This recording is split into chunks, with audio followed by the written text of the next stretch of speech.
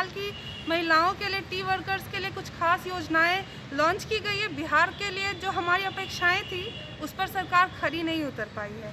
सबसे पहले तो शिक्षा के क्षेत्र में सिर्फ दिखावट किया गया है, कुछ खास किया नहीं गया है। निर्मला सीतारमण जी ने ये कहा था कि इस बार का बजट अभूतपूर्व और ऐतिहासिक होगा, लेकिन बजट जब उन्होंने पेश किया तो ऐसा कुछ नहीं दिखा।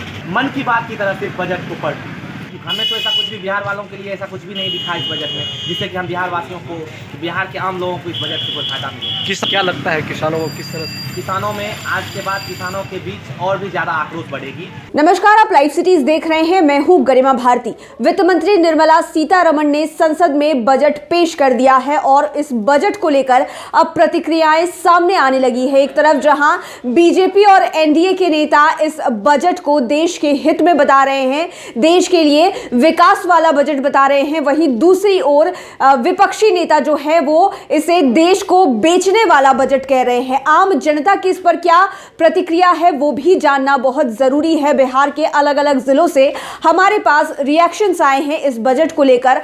पूर्णिया जिले से, सहरसा से और मधुबनी से, तीनों ही जिले से लोगों ने बताया है कि आखिरकार उन्हें कैसा लग रहा है इस बजट के बाद। जरा सुनिए क्या कुछ कह रहे हैं लोग। केंद्र सरकार का जो बजट है आज, तो आपके नज़र में कैसा लगा? मेरे नज़र में बहुत ही बैलेंस बजट है। कोरोना के बाद इतना अच्छा बजट लाना और इतनी मजबूती के साथ रखना, ये केंद्र सरकार के लिए मैंने बहुत ही सराहनीय कदम है। खास करके किसान लोगों के लिए जो मजबूती देने का प्रयास किया गया है इस बजट में, और महिलाओं के लिए भी टैक्स स्लैब बढ़ा दिया गया है, जो इनकम टैक्स में छूट बुजुर्ग के लिए भी बढ़ा दिया गया है, और किसान को मजबूती प्रदान करने के लिए बजट बहुत बढ़िया है। आम आदमी की जहाँ तक बात है, आम आदमी को बहुत ज़्यादा इस बजट से में बहुत ज़्यादा फायदा नहीं है, लेकिन इस पर कोई आर्थिक विशेष उन लोग के ऊपर लोड भी नहीं दिया गया है। बड़ी बात है कि कोरोना काल के बाद देश जब इस त्रासदी से निपटा है, उसके बाद कोई खास लोगों पर, आम पब्लिकों पर बजट का लोड नहीं देना, ये बहुत ही सराहनीय काम है। केंद्र सरकार का नया जो बजट आया है वो बहुत ही अच्छा है, बहुत ही सराहनीय है। और इसमें सबसे अच्छा तो इनकम टैक्स के लिए जो 75 साल के महिला सब हैं और 75 साल के एबव जो हैं, उनको बहुत छूट दिया गया है कि उनको ITI फाइल नहीं करना पड़ेगा। जो केंद्र सरकार के द्वारा आम बजट पेश किया गया है वह बहुत ही किसानों के लिए और साधारण पब्लिक के लिए बहुत ही फायदेमंद रहेगा। और हम इस बार का जो बजट है उसके लिए हम सरकार को धन्यवाद देते हैं। मोदी सरकार के आम बजट पेश जो हुआ है उसमें कहीं पे निगाह और कहीं पे निशाने की बात किया। बात करें हम आती MSP की है, MSP में 1.5% बढ़ोतरी किया जिससे किसान को फ़ायदा हो सकता है। वही हम सब युवाओं के लिए जो बाइक और ऑटो सबका है उसके लिए डीजल और पेट्रोल की बात की जाए तो उसमें जो है मोदी सरकार ने 2.5 रुपये की बढ़ोतरी की है, जिससे आगे चल के आम चीज़ भी महंगा हो सकता है। कॉर्पोरेट लिहाज से बजट काफ़ी अच्छा रहा, क्योंकि किसी भी सेक्टर में टैक्स को बढ़ाया नहीं गया है। टैक्स जैसा था वैसा ही रखा गया कोरोना के रहते हुए भी। और कुछ जो अपेक्षाएं कॉर्पोरेट को थी, क्या उस पर खड़ा उतरा है ये बजट? कुछ अपेक्षाएं कॉर्पोरेट की थी, ठीक है, लेकिन कोरोना की वजह से वो अपेक्षाएं उनकी पूरी नहीं हो पाई, वो एक अलग चीज़ है।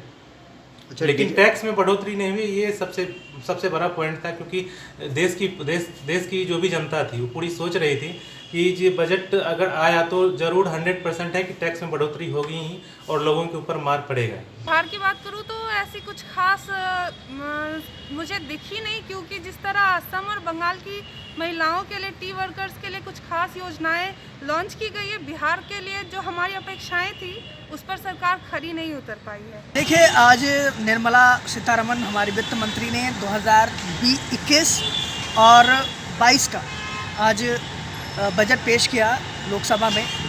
हालांकि इस बजट से काफ़ी सारी उम्मीदें जुड़ी हुई थी, निगाहें सबकी इस बजट पे टिकी हुई थी, क्योंकि आपदा के दौर में ये बजट काफ़ी संभावनाओं से भरा था, अपेक्षाओं से भरा था और आशाओं से भरा था।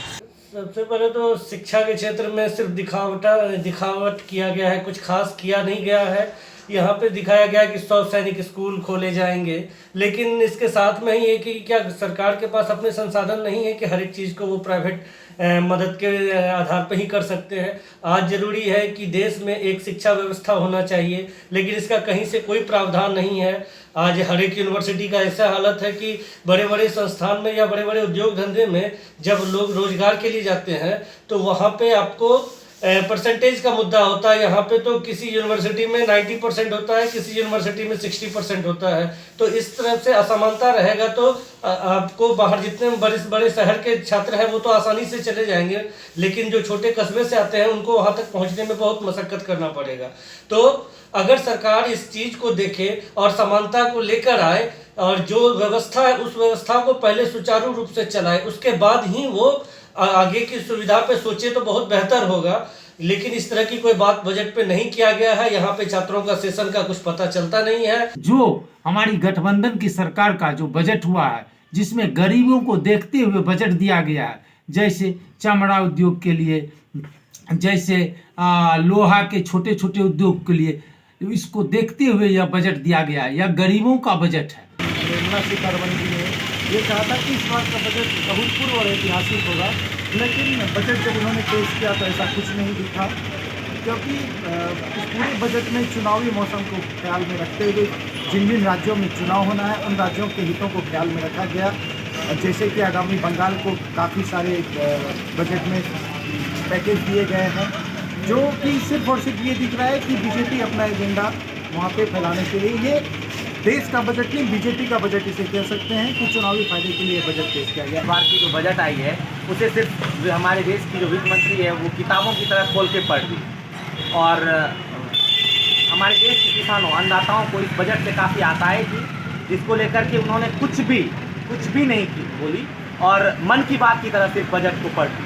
और जिस चुनावी मौसम, चुनावी साल को ध्यान में रखते हुए जैसे कि बंगाल के लिए 3500 करोड़ परियोजना दे दी, और 3500 करोड़ वैक्सीनेशन के लिए सिर्फ और सिर्फ बंगाल को 1800 करोड़ दी हमारी वित्त मंत्री महोदया।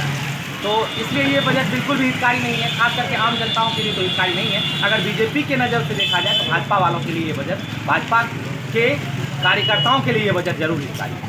बिहार वगैरह हमें तो ऐसा कुछ भी, बिहार वालों के लिए ऐसा कुछ भी नहीं दिखा इस बजट में, जिससे कि हम बिहार वासियों को, बिहार के आम लोगों को इस बजट से कोई फायदा मिले। क्या लगता है किसानों को किस तरह से? किसानों में आज के बाद किसानों के बीच और भी ज़्यादा आक्रोश बढ़ेगी, क्योंकि सच में आम किसानों को इस बजट से बहुत आशाएं थी, जो कि सिर्फ और सिर्फ निराशाएं में बड़ी परिवर्तित।